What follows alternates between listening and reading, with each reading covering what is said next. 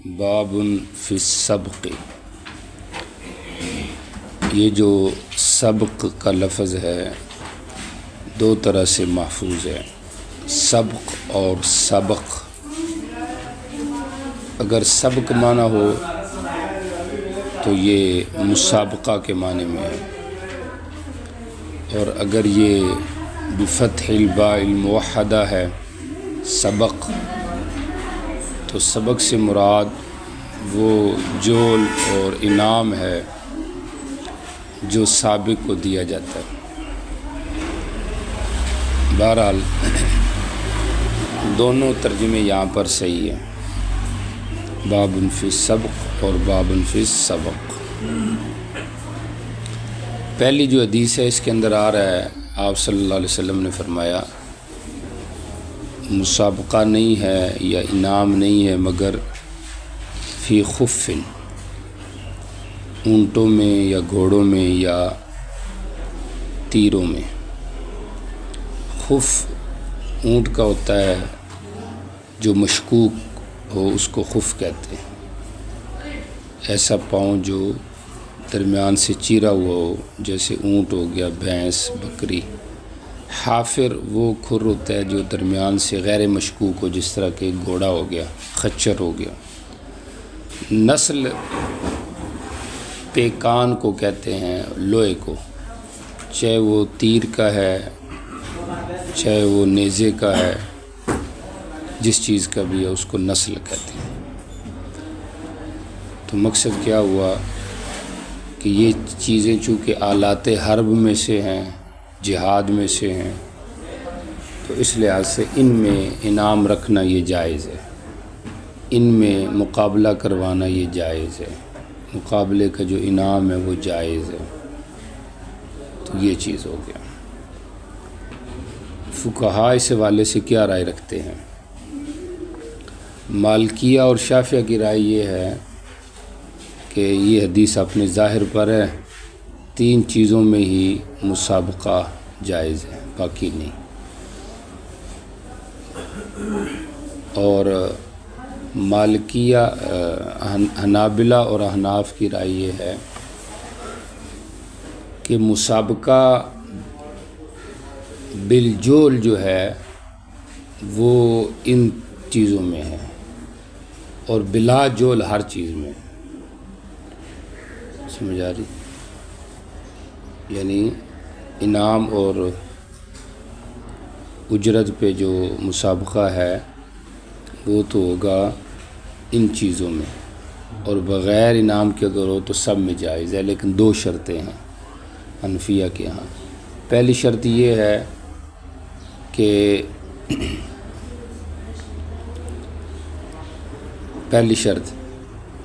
وہ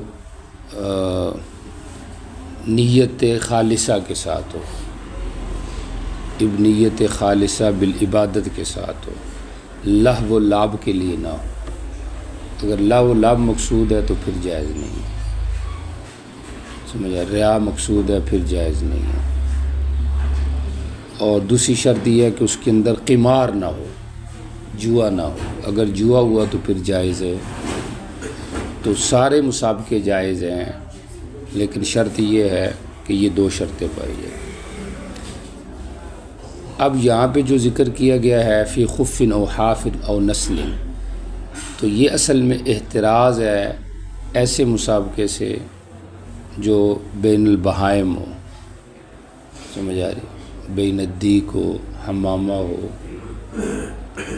تو یہ ان سے احتراز ہے کہ ان میں مسابقہ یا جول جائز نہیں، کیونکہ وہ تو فی نفسی حرام ہے، تو اس کا مسابقہ یا اس کا جول یہ کیسے جائز ہوگا؟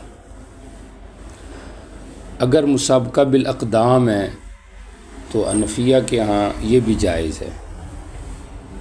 مسابقہ بالاقدام جو ہے حنفیہ کے ہاں یہ کیا ہے؟ جائز ہے۔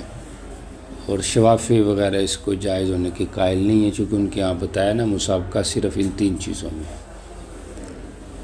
بات سمجھ آ رہی؟ حسن قرات کا جو مسابقہ ہے، در منضود میں حضرت مولانا عاقل رحمہ اللہ فرماتے ہیں کہ اس کو بھی بعض لوگوں نے رد کیا ہے، کہ اس میں ریا نمود پایا جاتا ہے۔ بہرحال اگر نیت ٹھیک ہے، لوگوں کو نیکی کی طرف لانا مقصود ہے، اور اس میں کوئی قباحت عارضی نہیں ہے، تو پھر مقصد وہ بھی کیا ہو جائے گا، جائز ہو جائے گا۔ باب فی السبق، بات سمجھ آ رہی؟ تعلیمی معاملے میں مسابقہ یہ بھی جائز ہے۔ فلاں طالب علم کتنے نمبر آئے، میری سے بڑھنے چاہیے، وہ محنت کر رہا ہے میں بھی محنت کروں، یہ درست ہے اور ایسے ہونا بھی چاہیے۔ ہمیشہ سابقین ہی کامیاب ہوتے ہیں، والسابقون الاولون من المہاجرین۔ تو یا تو آدمی حقیقتاً سابق ہو واقع میں، اور یا بالنیہ سابق ہو، نیت اس کی یہ ہو، جتنی استعداد ہے اس کے مطابق اس کو بروئے کار لاتا ہے، غفلت کا شکار نہ ہو، وہم کا شکار نہ ہو، اور غلطی کا شکار نہ ہو، سوء حفظ کا شکار نہ ہو، تو پھر ایسا طالب علم جو ہے وہ کامیاب ہوتا ہے۔ تو آج کے دور میں اگرچہ یہ چیزیں نہیں ہیں، لیکن متبادل جو آلات حرب ہیں وہ تو ہیں نا، اس کے اندر بندہ مسابقہ کرے، آگے بڑھے۔ خود علم جو ہے یہ بھی ایک آلات حرب میں سے ہے۔ ظاہری بات ہے جہاد جو آج کل جہاد کی شکل ہے، چونکہ اب چینج ہو رہی ہے، سمجھ آ رہی؟ پہلے تو آیاناً سامنے سامنے تھا، اب تھوڑا مخفی جہاد ہو گیا ہے، اور بجائے بالایدی کے بالاذہان ہو گیا ہے، سمجھ آ رہی؟ جہاد آج کل یہ کر رہا ہے کہ کسی کے ذہن کو چینج کیا جائے۔ آج یہود نے یہی کیا ہے نا، کہ مسلمانوں کے ذہن کو چینج کر دیے، سمجھ آ رہی؟ ان کا ذہن دولت پہ چلا گیا ہے، پریشانیوں میں مبتلا ہو گیا ہے، سمجھ آ رہی؟ تو اس لحاظ سے وہ گویا کہ وہ کامیاب ہو رہے ہیں۔ تو اس لیے طالب علم اگر محنت کرتا ہے اپنے علم پہ، اور اس کو جہاد کی نیت رکھتا ہے اور پھر اس میں مسابقہ کرتا ہے، تو یہ بالکل جائز ہے۔ اگلی جو روایت ہے حضرت عبداللہ بن عمر رضی اللہ عنہ کی، نبی علیہ الصلوۃ والسلام نے مسابقہ کروایا خیل ان گھوڑوں کے درمیان جن کا اضمار ہو گیا تھا حفیہ مقام سے۔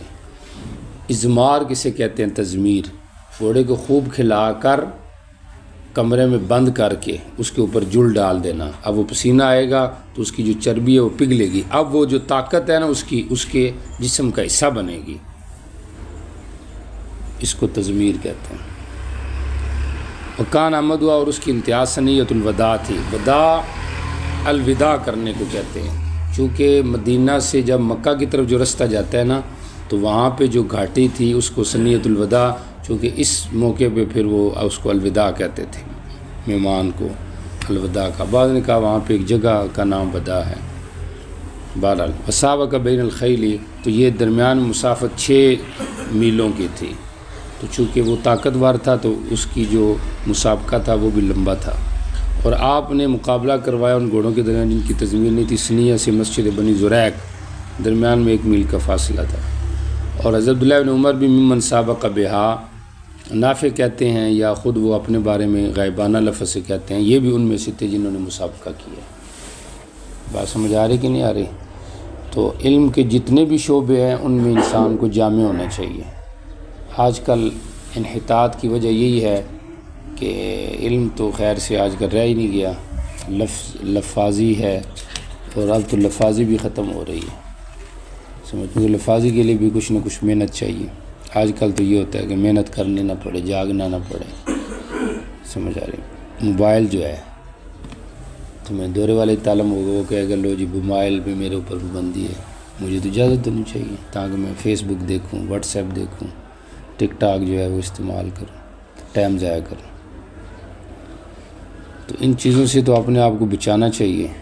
موبائل تو پاس رہے گا لیکن پھر یہ وقت ہاتھ میں نہیں آئے گا۔ جی چلے جی آگے۔ قال حدثنا مسدد قال حدثنا المعتمر عن عبيد يزمر الخيل یسابق، آپ بھی گھوڑوں کی تضمیر کرتے تھے اور ان کے ذریعے آپ مسابقہ کرواتے تھے، سمجھ آ رہی؟ صحابہ کا آپس میں ایک دوسرے سے آگے کیا کرتے تھے؟ بڑھنے کے لیے۔ تو نبی جو ہے وہ نبی الملاحم ہے، تو عالم کو بھی مجاہد ہونا چاہیے۔ مجاہد وہ ہے جس میں چستی ہوگی، مقصد کو پہچانے گا اور جو غافل ہے پتہ ہی نہیں میں پڑھ کیوں رہا ہوں، میں نے کرنا کیا ہے. جس کو یہ پتہ چل جائے میں نے کیا کرنا ہے، اس کو نیند نہیں آئے گی، وہ گپے نہیں لگائے گا سبق کے ٹائم، کیونکہ اس کو پتہ ہے میں نے کیا کرنا ہے آگے. اور جس کو یہ بھی نہیں پتہ میں نے کیا کرنا ہے، تو پھر وہ بھی شک سویا رہے، اس کو آپ وہ سبق میں بھی سویا رہے گا، اس کو آپ اٹھائیں گے وہ پھر بھی نہیں اٹھے گا. جی چلیں. قال حدثنا احمد بن محمد قال حدثنا قرة في الغائب. قرہ جو ہے یہ قارح کی جمع ہے، جو 5ویں سال میں گھوڑا داخل اس کو قارح کہتے ہیں. تو 5ویں سال میں گھوڑا مطلب کبھی گھوڑا ہوتا ہے، انتہا میں آپ اس کو فضلہ سمجھ آ رہی فی الغایتی، اور آپ مسابقہ کروایا آپ نے گھوڑوں کے درمیان، وہ فضل القرہ فی الغایتی، اور غایت میں انتہا میں آپ قرہ کو فضیلت دیتے. سمجھ آ رہی؟ یعنی مسابقے کی جو غایت انتہا ہوتی تھی لمبی غایت، اس میں آپ قرہ کو فضیلت دیتے، یعنی اس کو آپ آگے کرتے کہ اس کے ذریعے مسابقہ ہونا چاہیے. فضلہ آپ آگے کرتے قرہ کو فی الغایتی مسافت میں، یعنی لمبی مسافت میں آپ جو قرہ ہوتا تھا اس کو آگے کرتے تاکہ یہ مقابلے میں شریک ہو. جی. رجل کہتے ہیں پیدل چلنے کو، تو مسابقہ اگر پیدل چلنے پر ہو تو کہتے ہیں وہ بھی جائز ہے. سمجھ آ رہی کہ نہیں آ رہی؟ جی چلیں. جی ایک سفر میں آپ کے ساتھ تھی. جی. رجلیہ میں نے آپ سے مسابقہ کیا اور میں پیدل آپ سے آگے بڑھ گئی. جی.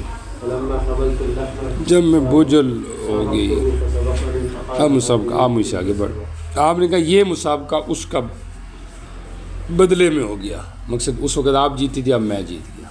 تو یہ آپ نے بطور مزاح اور خوشگواری موڈ میں فرمایا. بہرحال سبق علی الرجل جو ہے وہ ثابت ہو گیا. بات سمجھ آ رہی؟ جی چلیں. آپ کو بتایا تھا حنفیہ کے یہاں یہ جائز ہے، مسابقہ بالرجل یہ کیا ہے؟ جائز ہے. جی چلیں. محلل، چونکہ مسابقہ میں عموماً قمار کی صورت ہوتی ہے، اگر تو جیت گیا میں تجھے انعام دوں گا، میں جیت گیا آپ مجھے انعام دیں گے. قمار کہتے ہیں استواء الجانبین علی احتمال الغرامتی، غرامت اور توان کے احتمال پر جب دونوں جانبیں برابر ہوں، سمجھ آ رہی؟ تو پھر اس کو کیا کہتے ہیں؟ قمار کہتے ہیں. سمجھ آ رہی؟ اب مثلا نقصان اس کا بھی ہو سکتا ہے میرا بھی ہو سکتا ہے، تو یہ جوا ہے. استواء الجانبین علی احتمال الغرامتی، تو جوا جو ہے یہ حرام ہے. سمجھ آ رہی؟ آپ نے بڑی سختی سے منع کیا، جوا جائز نہیں ہے. اچھا، اب گھوڑے میں عموماً جوئے کی صورت پائی جاتی تھی اور جوا حرام ہے، لہٰذا یہ بھی حرام تھا.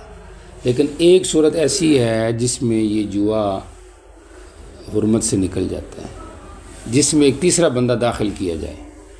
اب شرط کیا ہو بھئی، اگر وہ تیسرا جیت گیا دونوں اس کو انعام دیں گے، اور اگر وہ رہ گیا پیچھے ہم میں سے کوئی جیت گیا تو پھر ہم میں سے آپس میں ایک دوسرے کو انعام دیں گے. وہ انعام نہیں دے گا، انعام ہم نے آپس میں ایک دوسرے کو دینا ہے. ہاں اگر وہ جیت گیا تو دونوں اس کو انعام دیں گے. تو چونکہ اب احتمال غرامت کی جو برابری تھی وہ ختم ہو گئی ہے. کیوں؟ جب تیسرا جیتے گا تو اس میں دونوں کا نقصان ہے. سمجھ آ رہی؟ تو غرامت کا جو احتمال تھا برابری کا وہ ختم ہو گیا، کیونکہ جو غرامت تھی وہ علی سبیل البدل تھی. سمجھ آ رہی کہ اس کا ہے یا میرا نقصان ہے. جب دونوں کا نقصان ہو جائے تو ایک تیسری صورت ہے، یہ جائز ہے. یہاں پہ اسی کا ذکر کیا کہ باب فی المحلل، گویا کہ تیسرے آدمی نے آ کے اس قمار کو کیا کر دیا ہے؟ حلال کر دیا. جی دیکھیں. شاباش جی. گھوڑے کو داخل کرتا ہے دو گھوڑوں کی طرف. جی یعنی کہ لفظ وہاں جہاں پہ راوی کو الفاظ یاد نہ ہوں یا وہ تفسیر کر رہا ہو مثلا کسی جملے کی. جی وہ لا یؤمن، لیکن یہاں پہ یہ شرط ہے کہ اس کو امن نہیں ہے سابق یا مسبوق بننے سے. اگر یہ یقین ہے، غلبہ ظن ہے کہ یہ پیچھے رہ جائے گا، تو یہ تو نیری تعویل اور اس کو کیا کہتے ہیں، اس کو ہیلا ہی ہوا نا، یہ ناجائز ہے، پھر ٹھیک نہیں ہے، کیونکہ اس میں آر نہیں ہے تو اس کا ہونا نہ ہونا برابر ہوگی۔ اور اگر یہ یقین ہے کہ اس نے سابق ہونا ہے، سمجھ آ رہی؟ اس صورت میں بھی اگرچہ قمار کا معنی نہیں ہے، سمجھ آ رہی، قمار کا معنی نہیں ہے، لیکن چونکہ مشابہت تو ہے اس کی، سمجھ آ رہی، تو اس لحاظ سے یہ بھی درست نہیں ہے۔ دیکھیں نا، اگر تیسرے آدمی نے لازماً جیتنا ہے، سمجھ آ رہی، تو اس صورت میں تو قمار نہیں ہے، کیونکہ قمار تو یہ ہوتا ہے جیسے آپ کو بتایا کہ استواء الجانبین علی احتمال الغرامت، تو یہاں پہ تو برابر نہیں ہے، ایک جانب راجح ہے، تو پھر قمار کیسے ہو گئی ہے، سمجھ آ رہی؟ لیکن یہ جو صورت ہے یہ بھی بہتر نہیں ہے، سمجھ آ رہی؟ تو اس لیے یہ لا یؤمن ان یسبق کا بھی پڑھ سکتے ہیں، یسبق کا زیادہ، یہ اصل ہے یسبق کا ہی ہے، سمجھ آ رہی؟ جی چلے۔ فليس بقرار من أدخل فرسا بين فرسين وقد أمن أن يسبق فهو قمار۔ گھوڑے کو داخل کیا دو گھوڑوں کے درمیان، اس کو امن ہے کہ وہ ان یسبقا، سمجھ آ رہی، کہ وہ سابق کر دیا جائے گا، مسبوق ہو جائے گا، تو یہ قمار ہے۔ وہ مسبوق ہونا اگر ہے یقینی تو وہ قمار ہے، اگر یقینی نہیں ہے تو پھر قمار نہیں ہے، وہی جو بات آپ کو بتائی ہوئی ہے۔ جی چلیں۔ یہ زہری کے تلامذہ کے اختلاف ہے جو تھوڑا بہت سند میں اس کو ذکر کر رہے ہیں، بسناد عباد اس نے بول دیا، حالانکہ اس کو زہری کا پہلا شاگرد بولنا چاہیے تھا، بسناد سفیان۔ بہر المقصد یہ ہے کہ یہ کوئی اور سند سے بھی روایت منقول ہے۔ جی، گھوڑے پر جلب فی السباق، گھوڑ دوڑ میں، سمجھ آ رہی، یعنی ایک تو جلب جنب کا تعلق زکوٰۃ سے ہے نا، یہ آئے گا اپنی جگہ پر کہ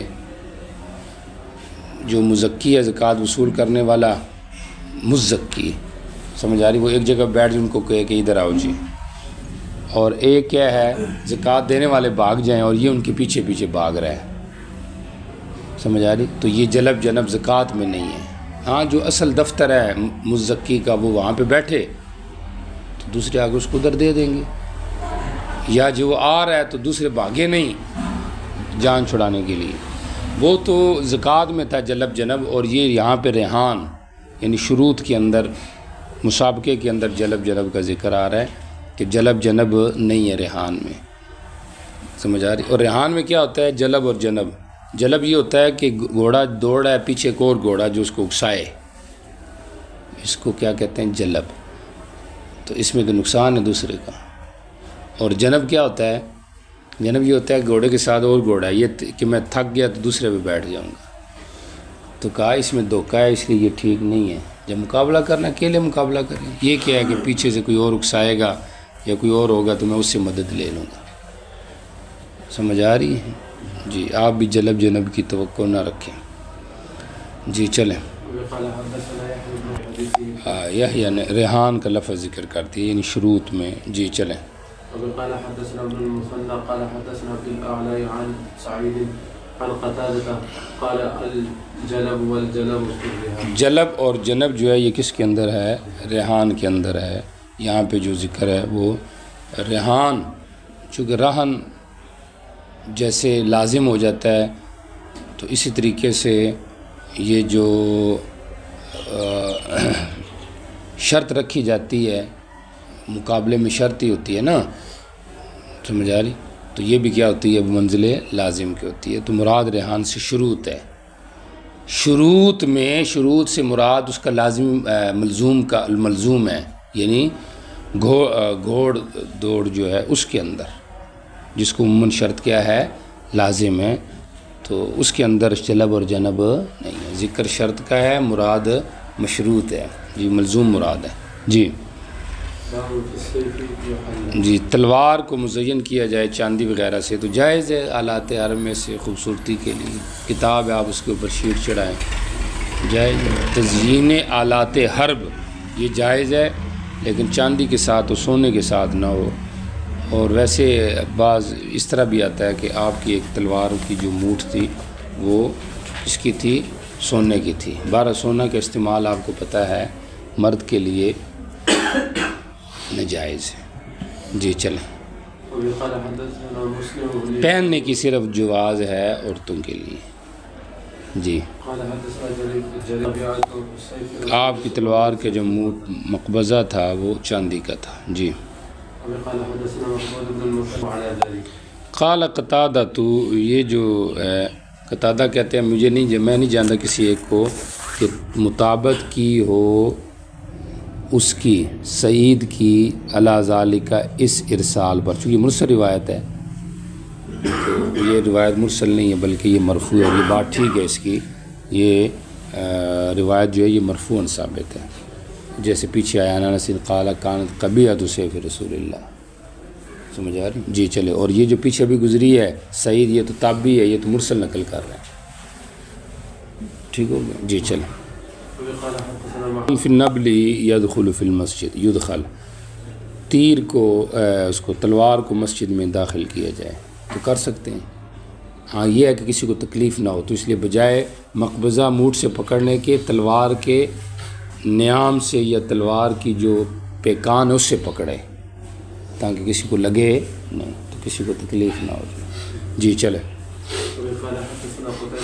آپ نے قانون حکم دیا، وہ صدقہ کر رہا تھا تیروں کا مسجد میں، جی اس کے پاس سے نہ گزرا جائے تیروں کے پاس سے مگر یہ آدمی ان تیروں کے نسل کو پکڑا ہوا ہو، مطلب کسی کو تکلیف نہ ہو، ایسی اگر تلوار ہوگی تو گزرے گا اس کو لگ جائے گا نا۔ جی چلو آداب میں جی، جب کوئی یہ گزرے ہماری مسجد میں یا بازار میں او تنویح کے لیے اور اس کے پاس کیا ہو، نبل ہو، جی تیر ہو، جی تو اس کے پاس تیر ہو تو ان کے نصال سے اس کو پکڑے پیکان سے، اور آپ نے فرمایا فلیقبض کفہ، اپنی ہتھیلی کو بھی بند رکھے تاکہ کسی کو تکلیف نہ ہو۔ جی جی، تلوار دی جائے سونتی ہوئی، یہ لو جی تلوار ایسے باہر نکلی ہوئی ہے، یہ لو جی، اب وہ ایسے کرے گا اس کو لگ جائے گی، یہ ایسے پکڑائے گا آدمی پر اس کو زخم ہو جائے گا، تو مسلولاً نہ پکڑائے بلکہ آرام سے اس کو پکڑائے۔ آداب کتنے ہیں شریعت میں، سمجھ آ رہی کہ نہیں آ رہی؟ العلم کلہ ادب، آج کل ادب تو خیر سے مفقود ہو گیا نا، اس لیے علم کی برکات بھی کیا ہو گئی ہیں، ختم ہو گئی۔ شاگرد ہے وہ استاذ کا ادب نہیں کرتا ہے، سمجھ آ رہی؟ جی چلیں، تلوار کو مسلولاً دیا جائے، اس سے آپ نے کیا کیا ہے، منع کیا۔ جی چلیں، جی سیر کہتے ہیں، اس کی جمع سیور ہے، چمڑے کو، یا سیر سے مراد تسمہ ہے، دو انگلیوں کے درمیان تسمہ رکھ کے اس کو ایسے نہ کاٹا جائے کیونکہ بجائے اس کے کٹنے کی انگلی کو لگ جائے گا، اپنی دو انگلیاں تب بھی ممکن ہو سکتا ہے، اور کسی کی انگلیوں اور اس کو کہا لے جی کاٹو جی، اس طرح نہ کاٹے، سمجھ آ رہی؟ یہ حکم کینچی سے کاٹنے کا بھی ہے کہ ایسی انگلیوں میں رکھ کے بندہ اس کو کاٹ ہو سکتا ہے، دوسری جگہ پہ لگ جائے، تو جہاں احتمال غرامت ہے اس سے بھی شریعت نے منع کیا ہے، تو شریعت اتنا فائدہ سوچ رہی ہے ہمارا۔ جی چلیں، درو، درا کی جمع ہے درو، درو کہتے ہیں زرہ کو، ڈبل زرہ پہننا آپ سے ثابت ہے، عہد کے دن آپ نے پہنی تھی، تو یہ اس طرف اشارہ ہے کہ اسباب کا اختیار توکل کے منافی نہیں، بلکہ اسباب کے اختیار کے ساتھ بھروسہ اللہ کی ذات پہ کرنا۔ بندہ اسباب اختیار کر رہا کہ لو جی اب میں نے یہ نتیجہ ایسے نہیں کہ یہ نہیں کہ نتیجہ اللہ کرے گا، میں تو اسباب اختیار، سمجھ آ رہی؟ جی تو یہ توکل کا گویا کہ معنی یہاں سے سمجھایا گیا ہے، اور آپ کی شجاعت کی طرف بھی اشارہ ہے، کیونکہ زرہ پہننا یہ عام بندے کا کام نہیں ہے، زرہ بڑے لوہے کی قمیص ہوتی ہے، اس کا وزن ہوتا ہے، پھر ایک نہیں ڈبل پہننا۔ جی چلیں، یہ صاحب ایک آدمی سے نقل کرتے جس کا انہوں نے نام لیا، بظاہر یہ تو متصل روایت ہے، مرسل نہیں ہے، سمجھ آ رہی؟ اور بعض جگہوں میں ان رجل قد سمعنا بھی نہیں ہے تو اس لحاظ سے یہ مرسل روایت ہو جائے. نبی السلام نے ظاہرہ پہنی عود کے دن دو یعنی مظاہرہ کیا، سامنے آئے دو زیروں کے درمیان، یعنی آپ نے پہنی اولا بھی صدر آئین. جی الویہ لوا کی جمع ہے، بڑے جھنڈے کو کہتے ہیں.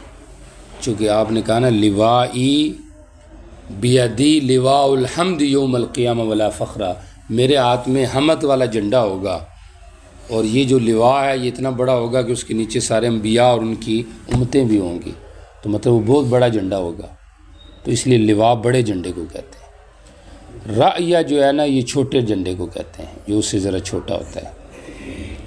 سمجھ آ رہی؟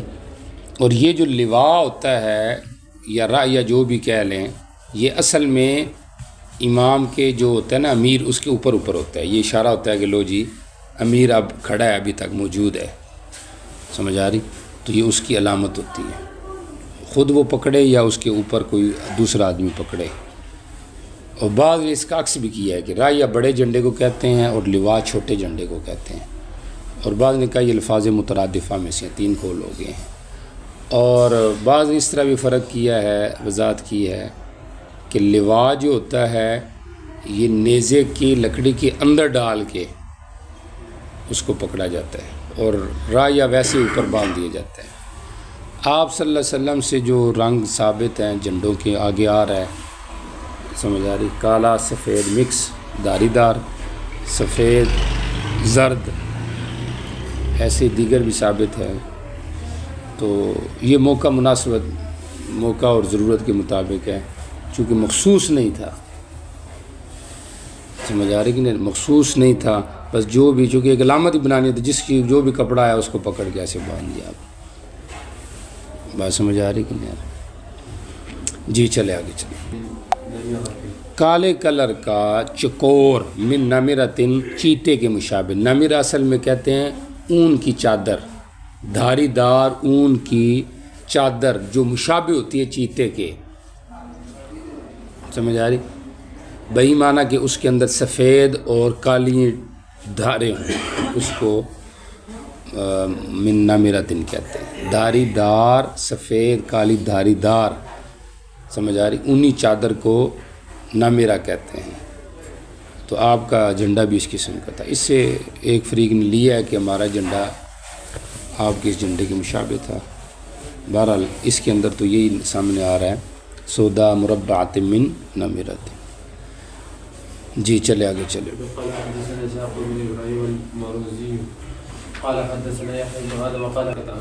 آپ کا جھنڈا مکہ جب داخل ہوئی تو سفید کلر، سمجھ آ رہی کہ نہیں آ رہی؟ جی چلو. روایت ضعیف لگ رہی ہے. بہرحال میں نے ایک جھنڈے کو دیکھا، نبی علیہ السلام کے جھنڈے کو، صفرا جو زرد کلر کا تھا. سمجھ آ رہی؟ جی چلیں. انتصار کے دو معنی ہیں، نصرت طلب کرنا اللہ سے، یا انتصار بدلہ لینا. برزل الخیل، کمزور گھوڑے، وضعافتی، اور کمزور لوگوں. یعنی یہ نہیں کہ کمزور ہیں تو اس کو بولو جی تو پیچھے ہٹ جا، تیرا کوئی اعتبار نہیں. ان کو بھی ساتھ میں لاؤ، کمزور لوگوں کو بھی ساتھ میں لاؤ جماعت میں، کیونکہ جماعت میں ہر قسم کے لوگ ہونے چاہیے. انتصار برزل الخیر سمجھ آ گئی. یا اللہ سے مدد طلب کرنا کہ یا اللہ ہمارے اندر کمزور لوگ ہیں، تھوڑی طاقت ہے، یا اللہ تو مدد کر دے.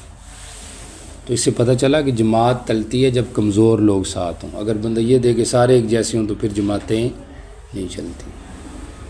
سمجھ آ رہی کہ نہیں آ رہی؟ ذہنی اعتبار سے کمزور ہوں، علمی اعتبار سے کمزور ہوں، تو تب جا کے جماعت چلتی ہے. جی چلیں. میرے لیے کمزور لوگوں کو تلاش کرو، جی، کیونکہ تم میری رزق دی مدد اپنے ضعفاء کی.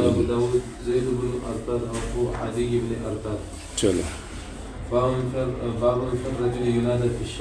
جی ایک آدمی ہے جو آواز دیتا ہے علامت کے ذریعے سے، تو یہ ٹھیک ہے. شعار علامت کو کہتے ہیں. جہاد جو لوگ کرتے ہیں ان کو پتہ ہے. اور علامتیں ہوتی ہیں، کوڈ ورڈز ہوتے ہیں جن کو استعمال کیا جاتا ہے تاکہ اپنے اور بیگانے کا فرق معلوم ہو جائے. سمجھ آ رہی؟ تو اب رات میں اگر مجاہد آپس میں ایک دوسرے کے سامنے آ گیا، اب وہ یہ سمجھے کہ یہ کافر ہے، سمجھ آ رہی؟ تو وہ فوراً کوڈ ورڈ استعمال کرتے ہیں یا پوچھتے ہیں، اگلا وہ بول دیتا سمجھ جاتے اپنا ہے۔ یہ روزانہ ہر رات بدل دیا جاتا ہے، ہر ہفتے بدلا جاتا ہے۔ تو یہاں پہ ان علامتوں کا ذکر ہے، سمجھ آ رہی؟ اس سے یہ بھی پتہ چلا کہ کچھ چیزیں کوڈ ورڈ میں بھی رکھنی چاہیے، یہ نہیں کہ جو چیز آئی ہے آپ لوگوں کے سامنے شیئر کر دیں، کل کو آپ پریشان ہو گئی، یہ کیا معاملہ بن گیا، سمجھ آ رہی؟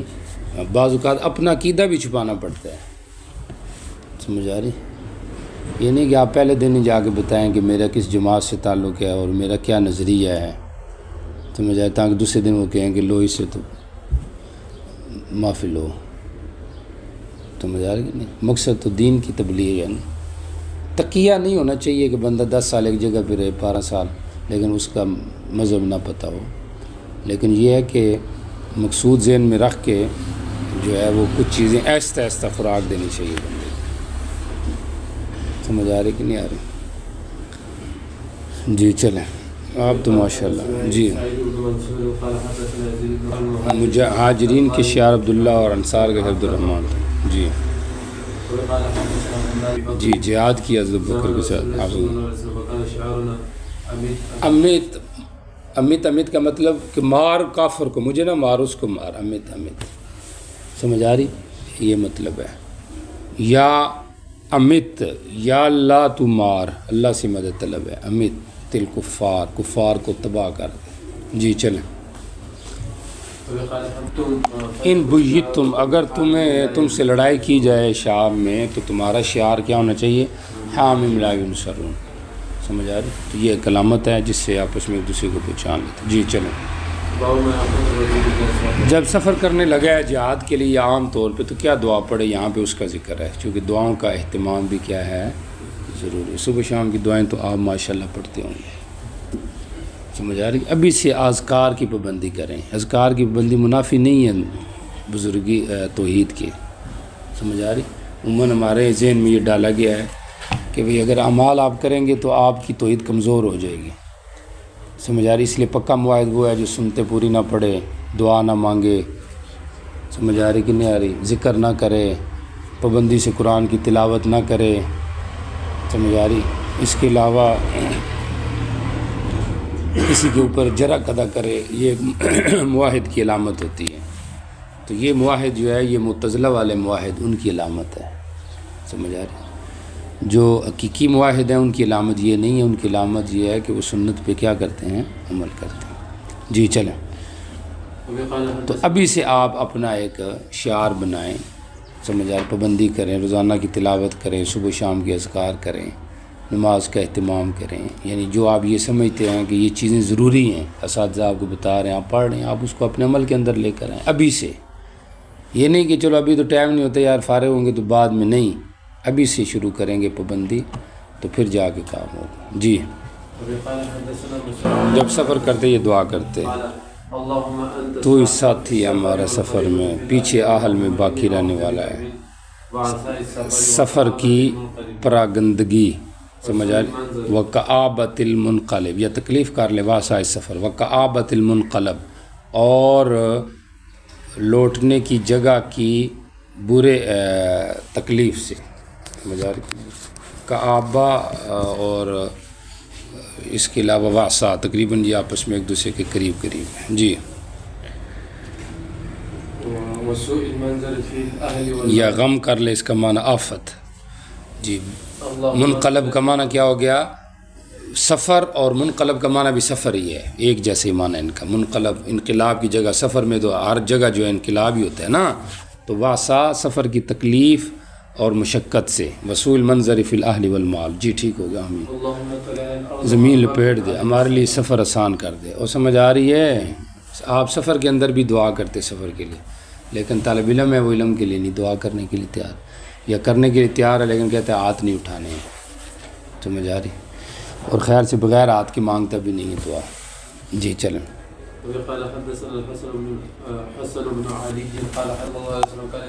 جی آپ نے اونٹ پہ بیٹھ جاتے، سفر باہر کی طرف نکلتے تو یہ 3 دفعہ تکبیر کہتے ہیں، سبحان اللہ اللہ۔ ٹھیک ہے، ہم تابع کرنے والے ہیں، لمنقلبون۔ آمین. هذا البر والتقوى ما شاء الله ومن العمل ما ترضى ما شاء الله. اللهم هون علينا سفرنا هذا. جی اللهم اكفل لنا البعد. بود کو لپیٹتے اللهم انت تو ہی صاحب سفر میں خلیفہ اہل اور مال. اهل والمال. واذا رجع جب واپس آتے پھر بھی یہ دعا کرتے فيهن آئبونا تائبونا حامدونا. وكان النبي صلى الله عليه وسلم وجيوشه اذا علوا جی كبروا. جب وہ بلند کاٹیوں میں چڑھتے تو تکبیر کہتے اللہ اکبر، اترتے تسبیح کہتے. نماز بھی اسی طرح رکھی گئی ہے. دیکھیں نا، جب بندہ اوپر کی طرف جاتا ہے اللہ اکبر، اور جب رکوع میں ہوتا ہے تو کیا بندہ پڑھتا ہے سبحان اللہ. ایسے ہی ہے نا. جی چلو ٹھیک ہو گیا.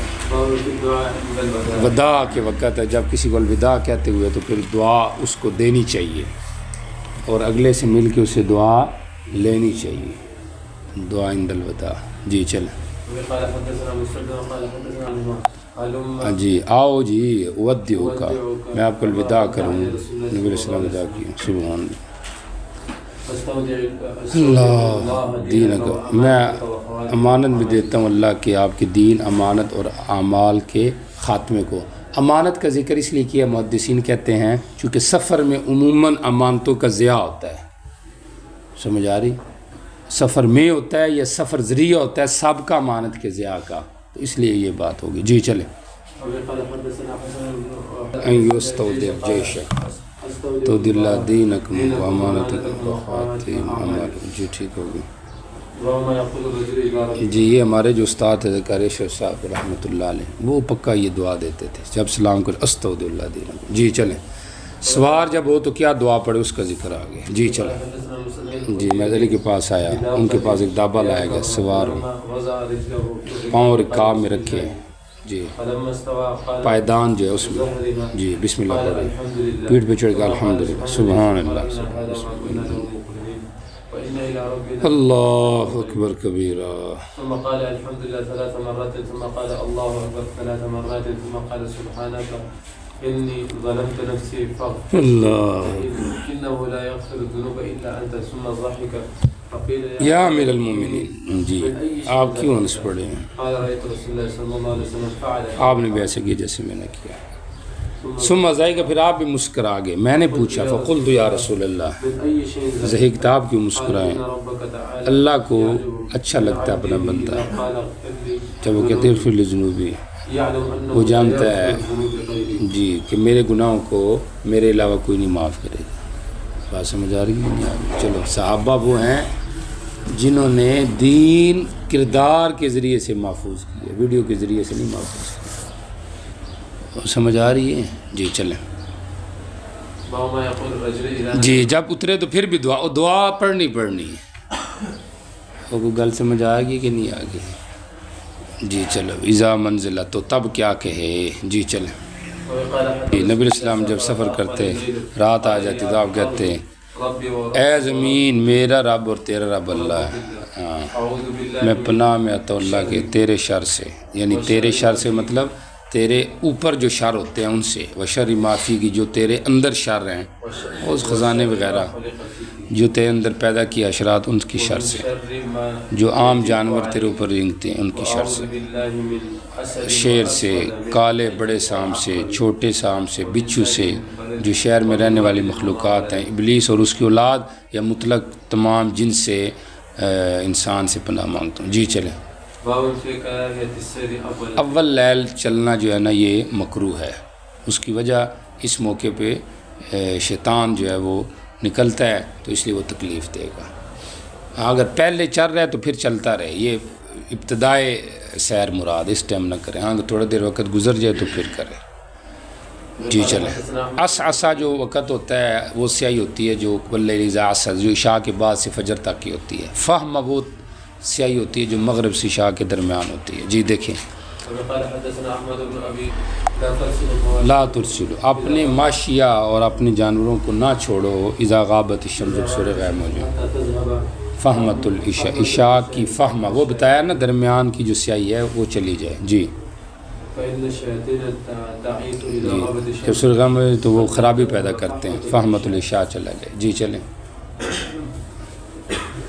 في أي يوم کس وقت سفر مستحب کیا گیا؟ کیا تھا جمعرات والے دن. آپ صلی اللہ علیہ وسلم عموماً جمعرات کو سفر کے، اس لیے آپ کی چھٹی بھی جمعرات کو ہوتی ہے.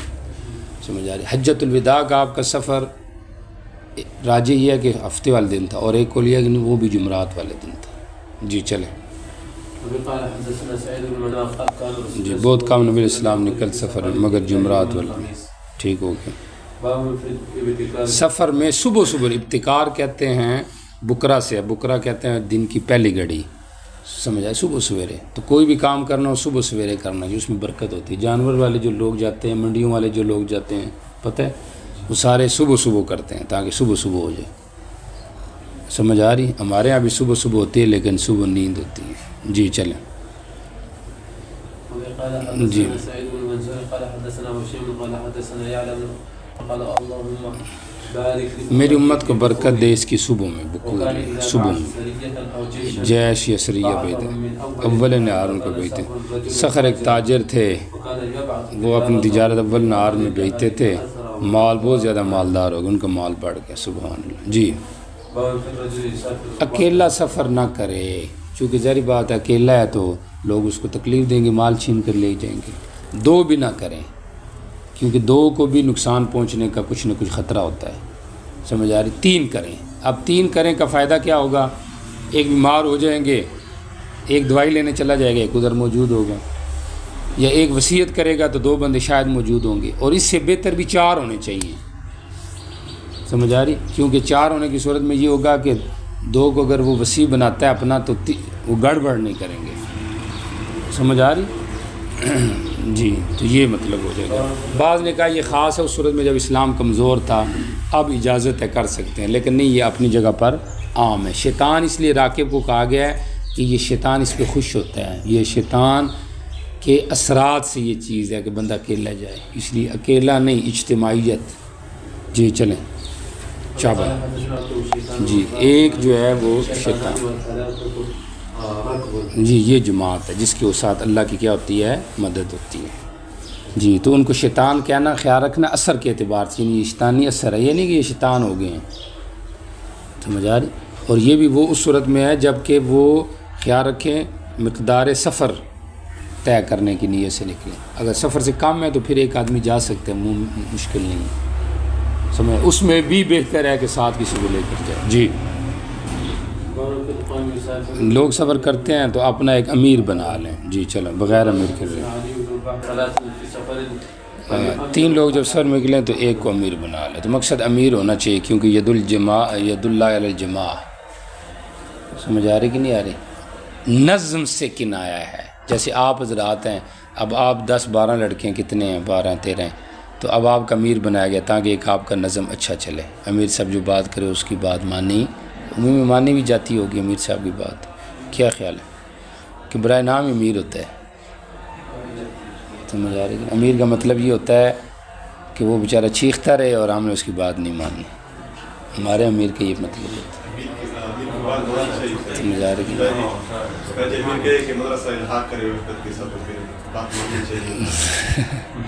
ماننی چاہیے. اگر وہ کیا کہتے ہیں اس کا شریعت کے دائرے میں حکم ہے تو اس کو ماننا چاہیے. اگر شریعت یہ کہتی ہے کہ آپ کی مرضی ہے تو آپ اس میں اطاعت امیر کی مباحات میں اور مامورات میں جائز ہیں. جی چلیں. امیر جو ہے اس کی بات ماننی چاہیے. امیر اگر دعا کرے بتی کے لیے تو آپ بھی دعا کریں بتی کے لیے. کیا خیال ہے؟ وہ اگر جنازہ پڑھے بتی کا، آپ بھی بتی کے جنازہ پڑھیں. کیا خیال ہے؟ وہ اگر جمہوریت کی تائید کرے، آپ بھی جمہوریت کی تائید کریں. کیا خیال ہے؟ تو سارے معاملات میں امیر کی اتباع کرے نا. امیر اگر تکفیری نہیں ہے تو آپ بھی تکفیری نہ بنیں. جی اختلاف رائے ہر جگہ پہ حق ہوتا ہے، کرنی چاہیے، اس میں کوئی ممانعت نہیں ہوتی. جی چلیں. بہرحال دیکھیں ترجمہ. ان رسول اللہ صلی اللہ علیہ وسلم قال اذا کان ثلاثۃ فی سفر، جب سفر میں 3 آدمی ہو تو ایک کو امیر بنائیں. ہم نے نافع سے کہا، نافع نے کہا، ہم نے ابو سلمہ سے کہا آپ بھی ہمارے امیر ہیں. گل سمجھ آ رہی؟ پہلے لوگ دوسروں کو امیر بنائے، آج کل کہتے ہیں مجھے ہمیں امیر بنا دیں. یہ بھی ایک چکر ہے. جی چلیں. جی مصحف جو ہے اس کے ساتھ عرض عدو کی طرف اگر سفر کیا جائے تو اس کا کیا حکم ہے؟ مالکیہ کہتے ہیں کہ نہیں، یہ درست نہیں ہے، چاہے دشمن کا ڈر ہے یا نہیں ہے، ہر صورت میں یہ حکم عام ہے۔ اور شوافی کہتے ہیں نہیں، یہ ڈر پہ مبنی ہے، اگر یہ ڈر ہے کہ وہ اس کو مقصد مصحف کی تذلیل کریں گے نعوذ باللہ تو پھر ٹھیک نہیں، ورنہ ٹھیک ہے۔ حنفیہ کے یہاں یہ ہے کہ دیکھا جائے گا مسلمان کی اگر تعداد زیادہ ہے تو پھر قرآن ساتھ لے جائیں، اور اگر نہیں تو پھر نہ لے کر جائیں۔ جی چلیں۔ قال حدثنا عبد الله بن مسلمة قال عن مالك عن نافع أن عبد الله بن عمر قال نهى رسول نبی الله السلام نے منع کیا سافر بالقرآن جی إلى أرض العدو، قرآن کے ذی سفر کے عرض عدو کی طرف، یہ اس ڈر سے ہے کہ دشمن اس کی تذلیل کریں گے نعوذ باللہ۔ جی قرآن پاک مراد ہے۔ جی باب فيما يستحق من الجيوش والرفقاء والسرايا، کتنا جیش اور ساتھی اور سرایہ تعداد ہونی چاہیے، یہاں پہ اس کا ذکر ہے کہ اس اندازے میں ہو تو یہ مستحب ہے، بہتر ہے، چونکہ اس میں پھر یہ ہوتا ہے کہ غالب آنے کا بندے کا امکان زیادہ رہتا ہے۔ جی چلیں۔ قال حدثنا زهير بن صالح بہترین صحابہ ساتھی چار ہوتے ہیں، سمجھ آ رہی؟ چار کیسے ہوتے ہیں آپ کو میں نے بتایا ہے کہ دو اگر وسیع بنایا گیا ہے، ایک کو وسیع بنایا گیا تو دو اس کے اوپر شاہد ہو جائیں گے، تو اس لیے یہ بہتر ہے۔ صحابہ صاحب کی جمع خلاف قیاس ایک ہی لفظ ہے صحابہ۔ جی وخير السرايا سرایہ سریہ کی جمع ہے کم از کم، یعنی بہترین کم از کم نہیں، زیادہ سے زیادہ جو بہتر ہے درمیانے طبقے میں وہ 400 بندے ہونے چاہیے، چونکہ میمنہ میسرہ اور اس کے علاوہ مقدمہ اور کیا کہتے مخلفہ، یہ سارے ہوتے ہیں، تو اس لحاظ سے 400 ہونے چاہیے۔ جی جیش اس سے بڑا، اس میں 4000 ہونا چاہیے۔ جی خير الجيوش 4000 ولن يغلب لن یغلب 12,000 من قلت، 12,000 قلت کی وجہ سے مغلوب نہیں ہو سکتا۔ حنین میں جو تعداد تھی 12,000 تھی، اس لیے صحابہ نے کہا کہ ہم مغلوب نہیں ہوں گے۔ اللہ تعالیٰ نے سمجھانے کے لیے تھوڑی سی غلبہ مغلوبیت دی تاکہ یہ